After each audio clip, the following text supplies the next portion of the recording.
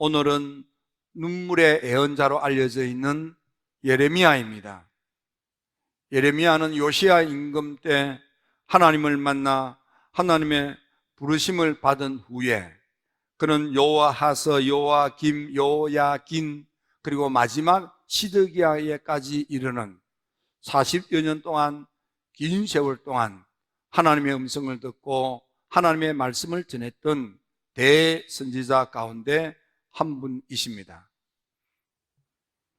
이 예레미야는 본래 다윗 임금 시대까지만 해도 종교 지도자의 주류에 속했던 아비아달 제사장의 가문이었습니다.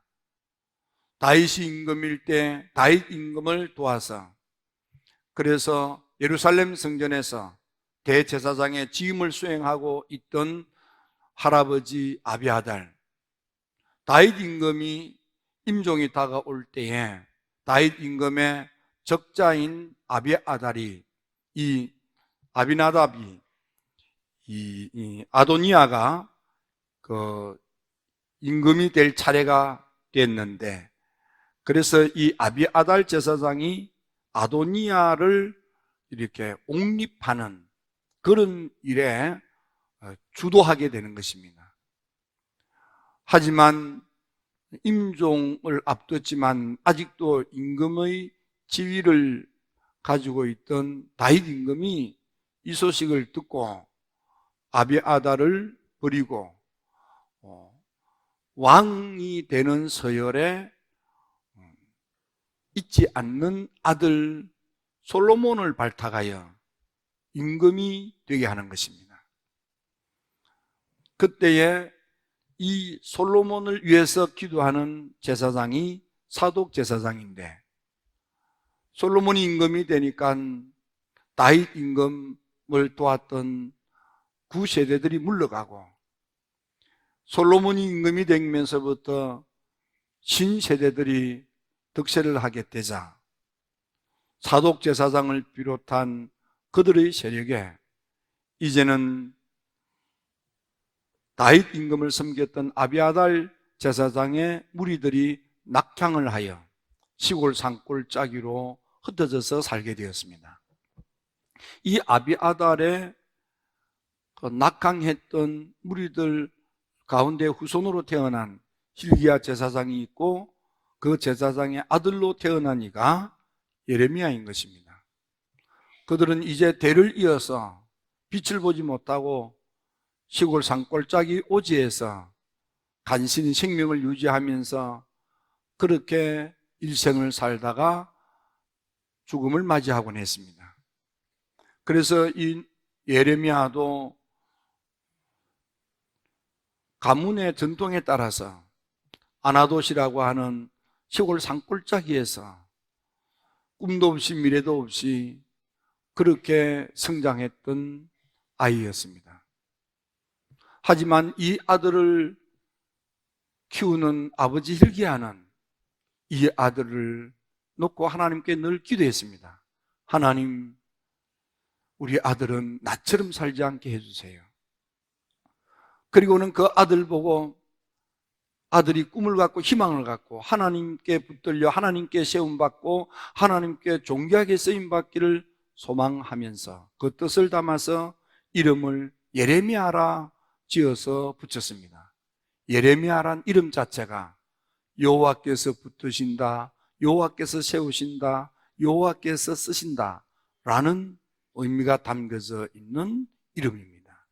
그래서 예레미야야, 이 말은 아들아, 하나님이 널 붙드셔, 하나님이 널 세우셔, 하나님이 널 존귀하게 쓰실 거야. 아이를 부를 때마다 아들아, 하나님이 널 붙들어 하나님이 세워서 하나님이 귀하게 쓸 내 아들아, 이렇게 부르는 거예요. 그런 의미로 받아들이면 돼요. 그래서 예레미야는 자라면서 늘 그런 아버지의 기도의 의미가 담겨져 있는 말씀을 듣고 성장한 것입니다. 하지만 예레미야가 꿈꿀 수 있는 상황과 형편과 조건이 못 됐습니다. 왜냐하면 북쪽 나라 이스라엘 10지파가 똘똘 뭉친 그 나라가 아수르한테 멸망당했습니다. 나라가 멸망당하는 그 모습을 지켜본 남쪽 유다, 남쪽 유다는 유다 지파와 그리고 이스라엘 12지파 가운데 가장 작은 지파 이 베냐민 지파, 그래서요 유다 지파라고 하는 거예요. 왜냐하면 거의 대부분의 사람들이 유다 지파 사람으로 되어져 있었기 때문에. 그러니까 북쪽 나라에 비해서 남쪽 나라는 한 가문의 나라다 생각을 그렇게 해도 돼요. 그래서 유다, 유대인 이렇게 하는 거예요. 이 유다, 작은 나라 유다, 이 유다가 북쪽 나라 형제, 열 형제가 똘똘 뭉친 그 큰 나라가 멸망당하는 걸 보고 깨달으면 좋을 터인데 여전히 깨닫지 못하고 종교적으로 혼탁하고 윤리적으로 타락하고 사회가 부패하고 점점 나라가 몰락해가는 참담한 상황 속에서 예레미야도 꿈을 꿀 수가 없는 거예요. 비유를 이렇게 할 수는 없지만 요즘 젊은 대학생들이 굉장히 마음에 염려, 근심, 걱정, 미래에 대한 두려움들로 가득 차 있다고들 합니다. 원하는 좋은 직장이 문이 닫혀 있는 거예요.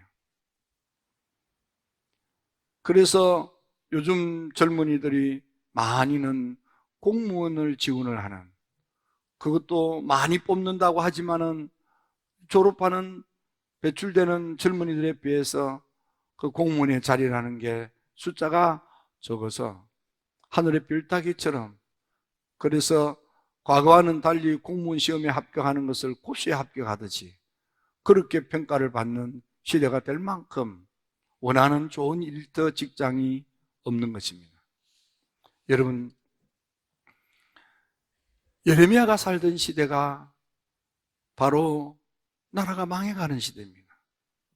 희망이 없는 거예요. 소망이 없는 거예요. 바로 그 시대에 하나님을 만나 하나님의 음성을 듣게 된 예레미야. 그 예레미야가 하나님을 만나 하나님의 음성을 듣고 하나님을 만나 계시의 환상을 보고 하나님을 만나 하나님의 사명을 감당할 때 온갖 고난을 당하다가 순교로 생명까지 바친 그의 일생을 통해서 우리에게 남겨놓은 애언의 말씀이 바로 이 예레미야서가 되는 것입니다.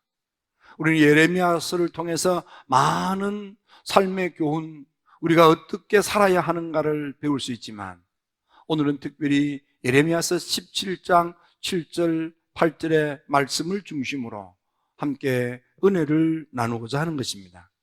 특별히 예레미야서 17장 7절 8절 말씀은 하나님께서 놀라운 은혜로 역사할 때에 예레미야서 17장 7절 8절의 말씀으로 응답하신 성경이기도 합니다.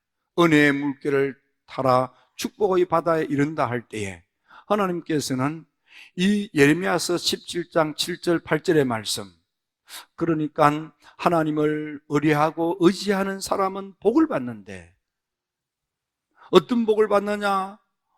무더워서 더위가 올 때에, 그러면은 더위가 오고 무더워지면은 오는 것 가운데 하나는 가뭄인 것입니다.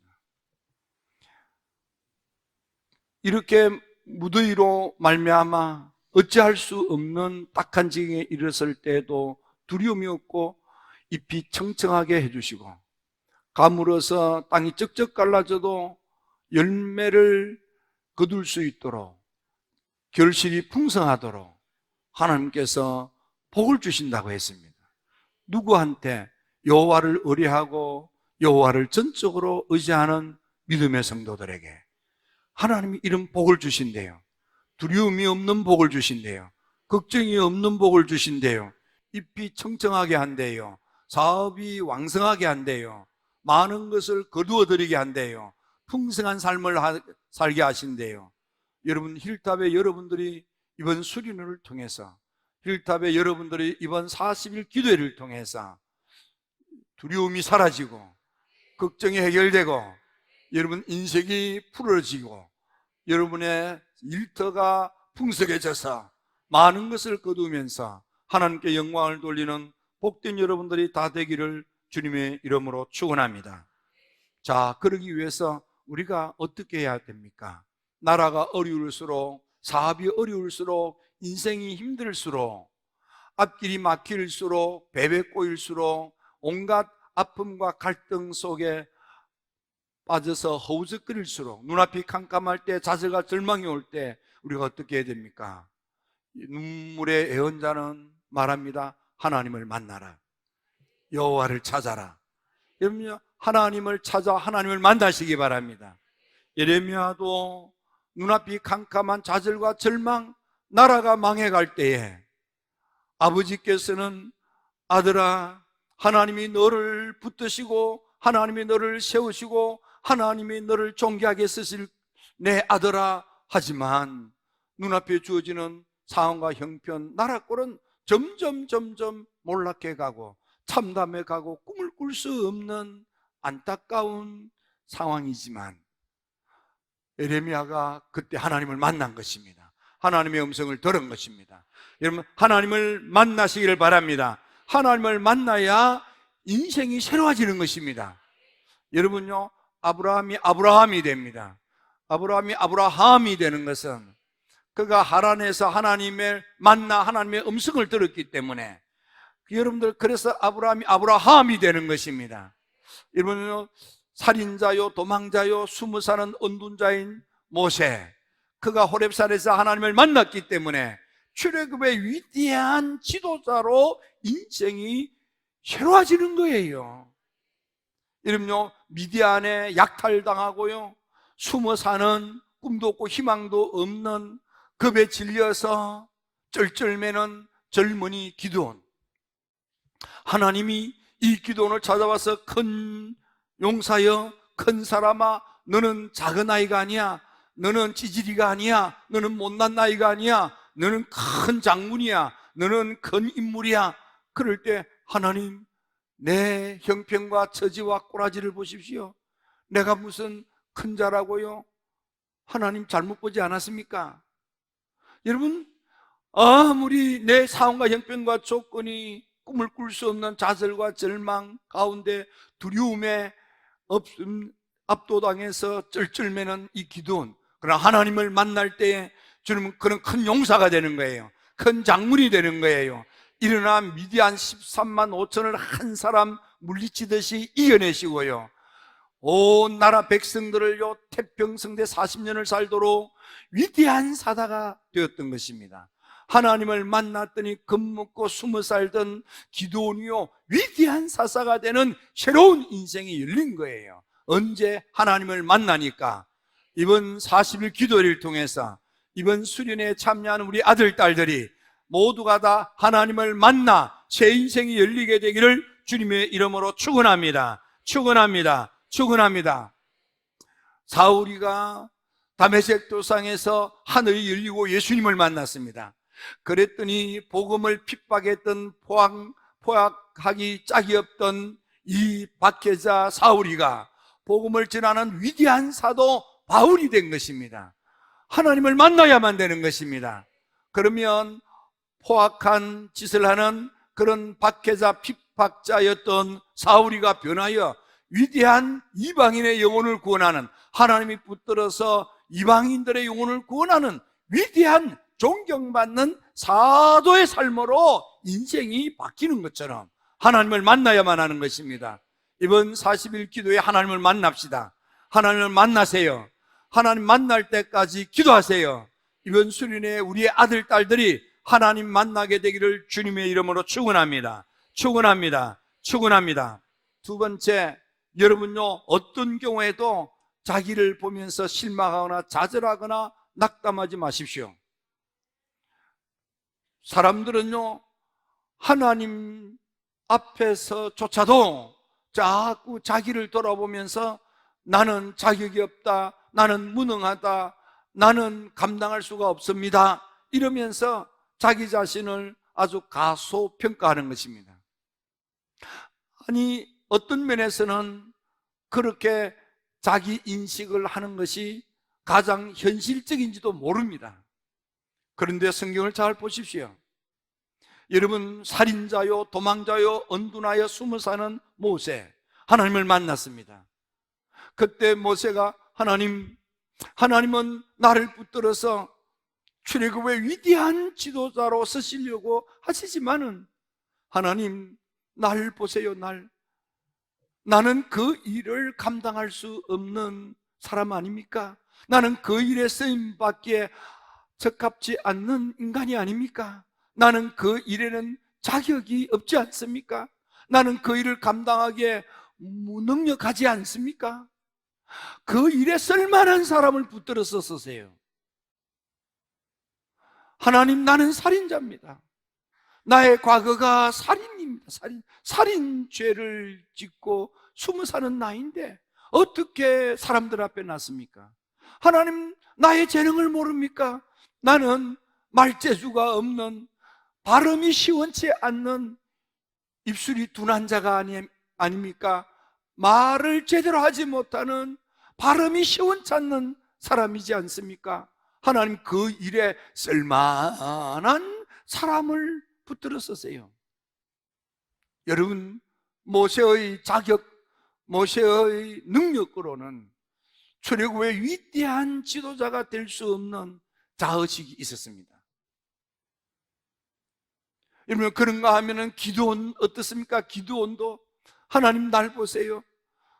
나는 이스라엘 가운데 가장 어줍지 않은 집안에 가장 작은 아이로 태어나지 않았습니까?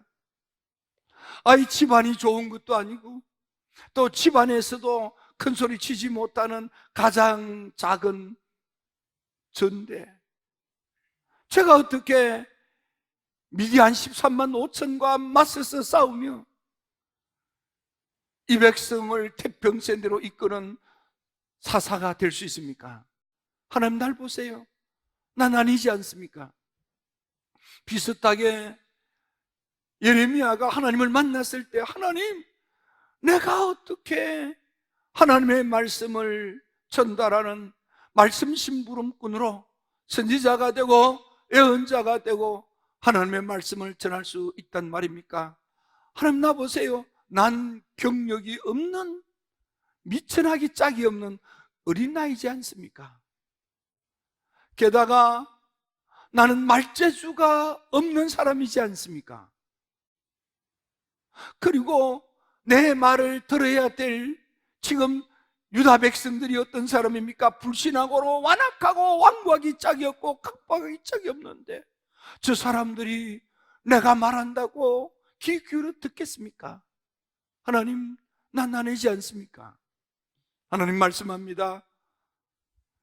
넌 아이라고 하지 말아라. 넌 말할 줄 모른다고 하지 말라. 네가 어머니 뱃속에 잉태되기도 전에 내가 너를 택했다. 네가 출산하기도 전에 내가 너를 세웠다. 하나님의 말씀 심부름꾼으로 내가 붙들고 내가 세우고 내가 쓰려고 한다, 이 말이에요. 기도오나, 너는 어린아이라고 하지 마. 너는 지금 어줍잖은 쪼잔히 작은 자라고 너 자신을 낮추지 마.